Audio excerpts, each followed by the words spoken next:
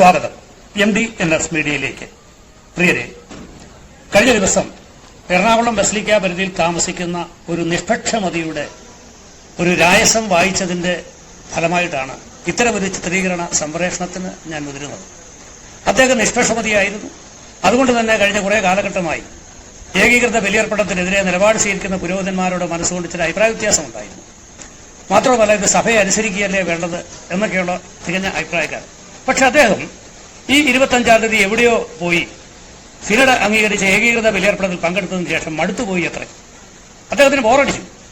കാരണം 1.25 മണിക്കൂർ 2 മണിക്കൂറോളം ബലിയർപ്പണം നീണ്ടുപോയത് വലിയ മടുപ്പായി മാറി. മാത്രമല്ല, അദ്ദേഹത്തിന്റെ സഹോദരി തലയോലപ്പറമ്പിൽ നിന്ന് വിളിച്ചു പറഞ്ഞു അത്രേ, ഈ ബലിയർപ്പണം സഹിയിട്ടിരിക്കുന്നു, അതുകൊണ്ട് ഇനി മേലിൽ ഞാൻ ഈ ബലി അർപ്പിക്കുകയില്ല എന്നൊക്കെയാണ്. ആ സഹോദരിയോട് ഒരു നിർദ്ദേശം ഈ സഹോദരൻ കൊടുക്കുന്ന നല്ലതാണ്. തലയോലപ്പറമ്പിൽ നിന്ന് ഒരു 10-15 കിലോമീറ്റർ കിഴക്കോട്ട് സഞ്ചരിച്ചാൽ പാലാ രൂപതയുടെയും അതുപോലെ തന്നെ കോട്ടയം രൂപതയുടെയും ദൈവാലയങ്ങളുണ്ട്. അവിടെ സ്ഥിരമായി ഏകീകൃത ബലിയർപ്പിക്കുന്ന സ്ഥലമാണ്. അവിടെ എത്ര മിനിറ്റ് ഉണ്ടാകുമെന്ന് അന്വേഷിക്കുക.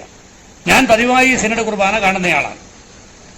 ഇപ്പോൾ നെട്ടങ്ങാടി രൂപതയിലെ ഒരു ദൈവാലയത്തിൽ ഞാൻ സിനഡ് കുർബാന കഴിഞ്ഞതിന് ശേഷം വന്നിരുന്നാണ് ഇത് ചിത്രീകരിക്കുന്നത്. കൃത്യം 45 മിനിറ്റ് കൊണ്ട് ആ കുർബാന കഴിഞ്ഞു.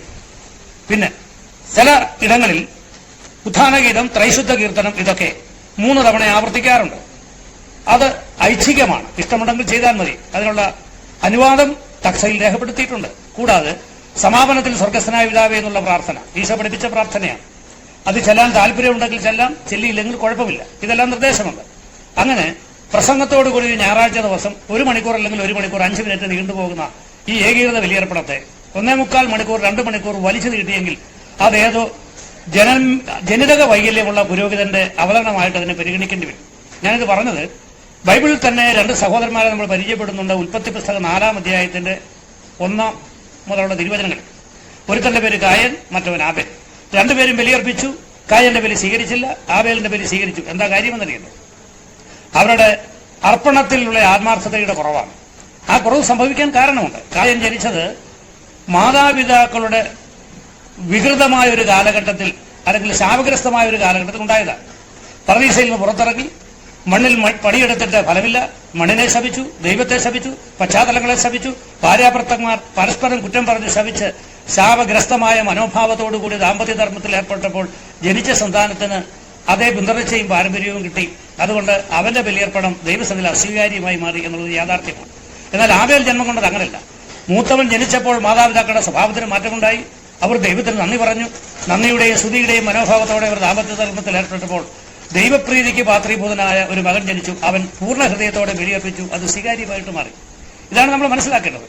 ഇത്തരത്തിൽ ജനിതക വൈകല്യമുള്ള ചില പുരോഹിതന്മാർ സഭയെ പരാജയപ്പെടുത്താൻ, അവഹേളിക്കാൻ, തകർക്കാൻ വേണ്ടി സാത്താന്റെ വേഷമണിഞ്ഞ്, അല്ലെ സാത്താന്റെ ആത്മാവിന്റെ നിർദ്ദേശത്താൽ ബലിയർപ്പണത്തെ വികലമാക്കാൻ വേണ്ടി ഒരുപക്ഷെ 1.25 മണിക്കൂർ 2 മണിക്കൂർ ഇത് കൂടാലോചനയോട് ചെയ്തിട്ടുള്ള കാര്യമാണ്.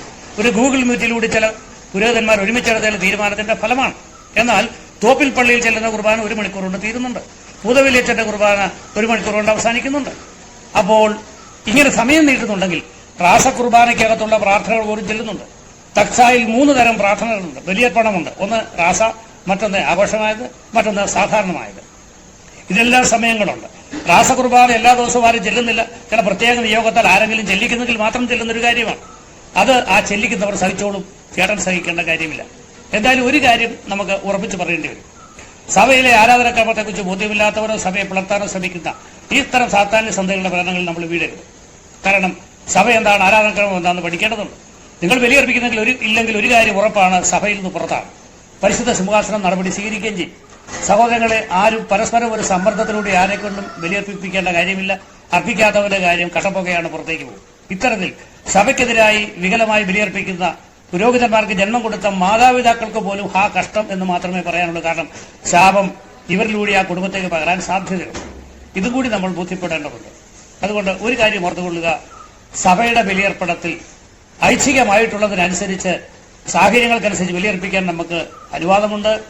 മാക്സിമം 45 മിനിറ്റ് അല്ലെങ്കിൽ 1 മണിക്കൂർ 5 മിനിറ്റിനപ്പുറത്ത് പോകാത്ത ഏകീകൃത ബലിയർപ്പണമാണ് ശരിയായ ബലി. അല്ലാതെ സ്പോണ്ടേനിയസ് അൺകോൺഷ്യസ് സ്റ്റൈലിൽ ചില മഞ്ഞളി പോലെയുള്ള പുരോഹിതന്മാർ സഭയെ തകർക്കാൻ നടത്തുന്ന ഈ അഭ്യാസങ്ങളിലൂടെ ദൈവജനത്തെ തെറ്റിദ്ധരിപ്പിച്ച നാശത്തിലേക്ക് നയിക്കുന്നു. ഈ കാര്യം വിശ്വാസികൾ തിരിച്ചറിയേണ്ടതുണ്ട്. എന്ന് മാത്രം പറഞ്ഞുകൊണ്ട് വിരമിക്കട്ടെ. നന്ദി, നമസ്കാരം.